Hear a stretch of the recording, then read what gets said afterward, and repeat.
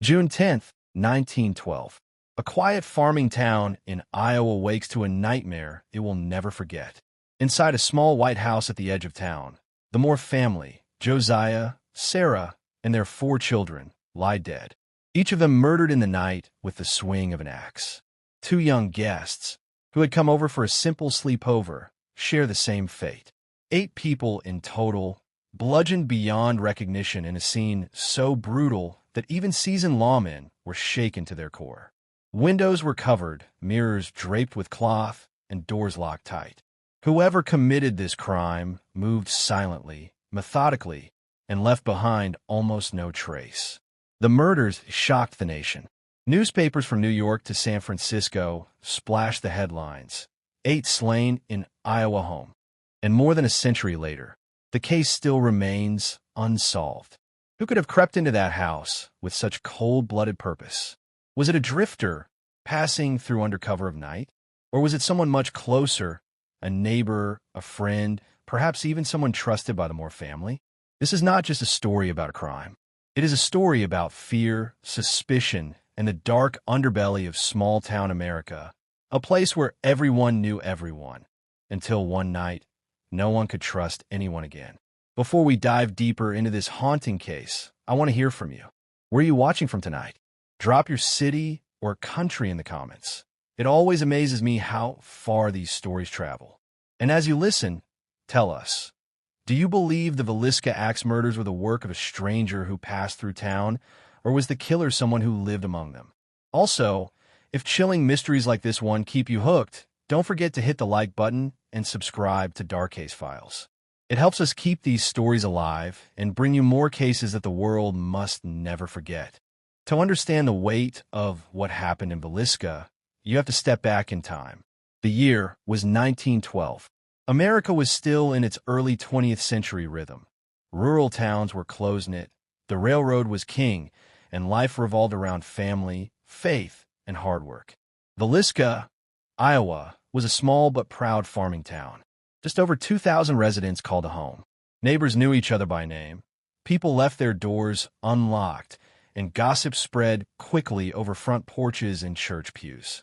It was the kind of place where folks looked out for one another, or so it seemed. At the center of this story was the Moore family. Josiah Joe Moore was 43 years old, a respected businessman and father. He ran a successful farm equipment business and was deeply involved in the local Presbyterian church. His wife, Sarah, 39, was known for her warm personality, her devotion to her children, and her active role in the community. Together, they had 4 children, Herman, 11, Catherine, 10, Boyd, 7, and little Paul, just 5 years old. By all accounts, the Moores were a model family, hard-working, church-going, well-liked. Their home was a modest white house on the corner of 5th Street, a place filled with laughter, children's voices, and the comforts of a life well lived. On the night of June 9th, 1912, the Moores hosted 2 young girls for a sleepover. Lena and Ina Stillinger, ages 12 and 8, were close friends of the Moore children. They had gone to church that evening for a Children's Day program, where Sarah had helped organize the event and where all the kids had performed. Afterward, the Stillinger sisters were invited back to the Moore house to spend the night. No one could have known that this small act of kindness, letting 2 friends stay over after church, would add 2 more innocent lives to the tragedy that was about to unfold. The Moores walked home from the evening service under the quiet June sky. Their lamps glowed softly in the windows as the town settled into slumber. It was an ordinary night in an ordinary town, but by morning, Villisca would be changed forever. The Moore house on 5th Street was dark and still in the early hours of June 10th, 1912. The lamps had been blown out, the beds were filled, and the family, along with their 2 young guests, Lena and Ina Stillinger, lay asleep. What no one knew was that someone else was inside that house. At some point after midnight, an intruder crept in. Whether they slipped through an unlocked door or had been hiding inside the house while the family attended the church program earlier that evening has never been proven. But what is certain is that this stranger carried with him an axe. The killings began in the upstairs bedroom where Josiah and Sarah Moore were sleeping. The first strikes were brutal. Josiah was attacked with such force that his skull was crushed beyond recognition. Sarah was next, struck repeatedly in her sleep.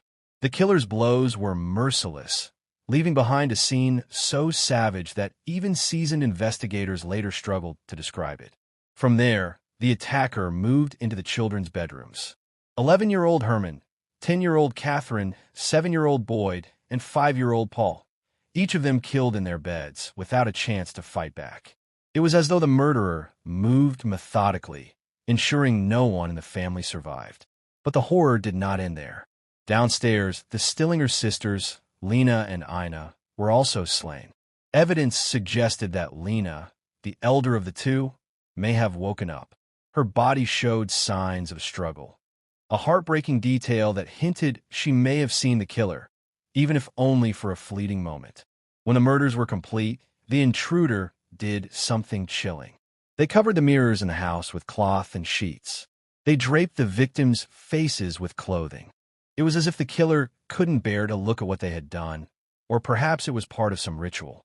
In the kitchen, investigators later found a bowl of bloody water and a plate of uneaten food, as though the murderer had paused to wash their hands and even contemplated a meal before vanishing into the night. By dawn, the Moore home stood silent. The windows gave no sign of the carnage inside. Neighbors, passing by on their morning routines, assumed the Moores were simply sleeping late after the busy church program the night before. But when relatives arrived later that morning to check on the family, the nightmare revealed itself.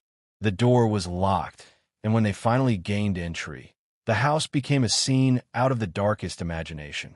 8 bodies, 6 children, all gone in one single night of terror. The Villisca Axe Murders have been unleashed. Word of the murders spread like wildfire through Villisca on the morning of June 10, 1912. It started with neighbors who noticed something strange. The Moore house, normally alive with activity, was eerily still.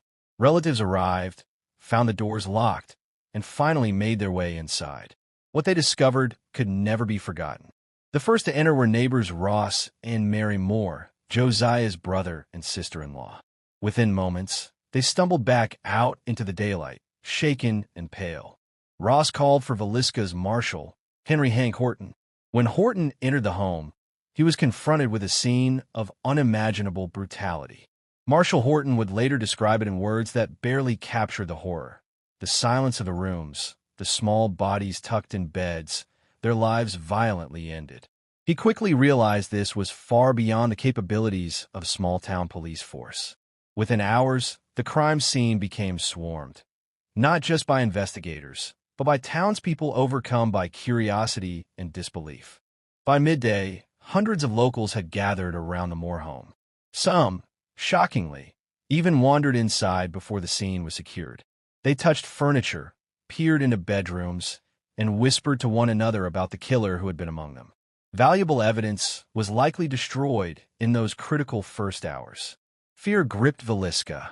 Doors that had never been locked before were bolted shut. Children were kept indoors. Farmers carried shotguns to the fields. The sense of safety that defined this small Iowa town was gone overnight. Anyone could be a suspect. No one could be trusted. Theories began to spread as quickly as the fear. Was it a local who had held some grudge against Josiah Moore? Or was it a stranger passing through, someone who hopped off a nearby train under the cover of darkness? Some believed the murders bore the mark of a drifter, a transient killer who could strike again in another town without warning. Others whispered about darker motives, revenge, jealousy, or even ritual. As law enforcement scrambled, detectives, private investigators, and even amateur sleuths descended on Villisca. The town became a hotbed of rumor and suspicion. Families who had once shared meals now eyed each other with mistrust.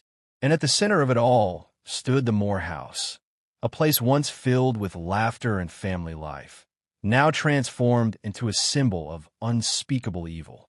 The Villisca Axe Murders were no longer just a tragedy. They had become a haunting mystery that gripped not just Iowa, but eventually the entire nation. The investigation into the Villisca Axe Murders began immediately, but from the very start, it was plagued with chaos. The crime scene had already been contaminated by dozens of townspeople walking through the house. Fingerprints were smudged, footprints were trampled, and possible clues were lost forever. Still, authorities pressed on. Marshal Hank Horton and county officials quickly realized they were dealing with a crime far larger than anything Villisca had ever faced. They called in detectives from across Iowa, and soon the town was swarming with lawmen, reporters, and curious outsiders. One of the earliest suspects was Frank Jones, a wealthy and influential local businessman. Jones had once employed Josiah Moore at his hardware store, but Moore had left to start his own business, taking with him a major account that reportedly angered Jones deeply. Rumors swirled that Jones had hired someone to kill Moore out of revenge. Though Jones denied any involvement, whispers about his possible connection never fully went away. Another figure who drew suspicion was Reverend George Kelly, a traveling minister. Kelly was known for his erratic behavior and unsettling mannerisms. In the days after the murders, he was reportedly obsessed with the case, asking detailed questions and even attending the victims' funerals. Investigators later discovered that Kelly had left Villisca by train early on the morning of the murders. Even more suspicious, he allegedly confessed to the killings at one point, though his story was inconsistent and riddled with contradictions. But Reverend Kelly wasn't the only one in the spotlight. Some investigators believe the murders were the work of a transient killer, possibly connected to a series of similar axe murders that had occurred across the Midwest. Between 1911 and 1912, several families in towns like Colorado Springs and Monmouth, Illinois, have been slaughtered in nearly identical fashion. Entire households attacked in their sleep, mirrors covered, curtains drawn, and a bloody axe left at the scene. Could Villisca have been another stop on a serial killer's path of destruction? The possibility of a serial axe murderer terrified not just Villisca, but surrounding towns. Newspapers picked up the story, and soon the Villisca Axe Murders were national news. Theories multiplied. Some pointed to local feuds, others to dark rituals, and still others to a nameless predator who vanished into the night. Despite multiple arrests and even 2 trials, no one was ever convicted.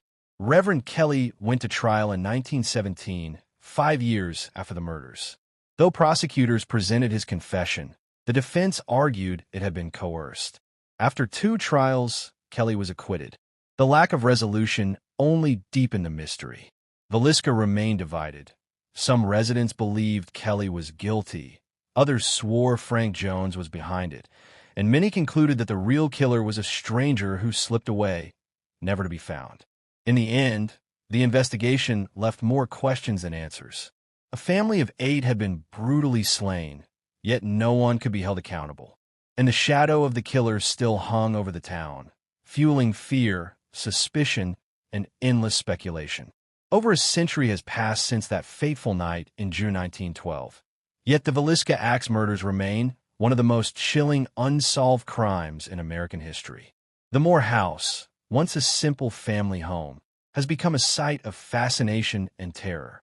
Tourists, paranormal investigators, and true crime enthusiasts flock to the property, drawn by the unsolved mystery and the stories of restless spirits said to linger in the bedrooms where the family perished. The town of Villisca itself bears the shadow of that night. Families once tightly knit now speak of the murders in hushed tones. The fear and suspicion that gripped the community in 1912 have never fully faded. Every new visitor to the town learns immediately. This is a place where history is alive, dark, tragic, and unresolved. Despite advances in forensics, DNA, and investigative techniques, the killer has never been definitively identified. Multiple suspects, from local figures to transients, have been investigated and tried, yet none were convicted. Theories abound, from personal grudges and business rivalries to wandering serial killers who left a trail of death across the Midwest. Each theory leaves more questions than answers. What keeps this story alive is not just the brutality of the crime, but the enduring mystery. The realization that a family of 8 could vanish in the night, and no one would ever face justice. It haunts small-town America and the imagination of anyone who studies it. The Villisca Axe Murders are a chilling reminder that some evil leaves no trace and some questions may never be answered. Even over 100 years later, the story of the Moors continues to grip, frighten, and puzzle. Now, we want to hear from you. Which theory do you believe explains the murders? Was it a stranger passing through, someone known to the family, or a wandering serial killer? Drop your thoughts in the comments below. Every theory keeps the memory of this case alive. And if you're drawn to dark, unsolved mysteries like this one, make sure to hit the like button, subscribe, and turn on notifications. Each engagement helps us uncover and preserve the stories that the world should never forget. By joining us, you ensure that the chilling legacy of cases like the Villisca Axe Murders continues to be explored and remembered.